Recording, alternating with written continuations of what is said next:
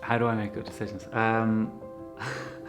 I try my best, but ultimately when it comes to decision making, I know it's not only me who's involved. I think patience and trust is quite a large thing for any Christian decision making, and not forcing, but being gentle with yourself and then just hand it over to God. Particularly in terms of just noticing where God is moving, whether it's in a decision or in a time of prayer, and noticing whether that sort of brings me joy. Well, discernment is really a big word.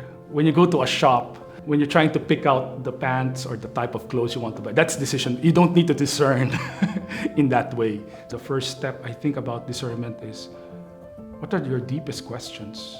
What are your deepest desires? In all I've ever understood about discernment, what it is about discovering those things that God has implanted as deep fundamental desires in your heart and the heart of every human being, to be part of God's kingdom, to be part of something that is really worth doing, and to know that what you're doing is greater than yourself. That's been really important to learn, I think, just noticing the movement of God within my decision-making processes. And we may need some people to guide us, to pay attention, because we're not used to it. We're used to the noise. We're used to hearing ourselves.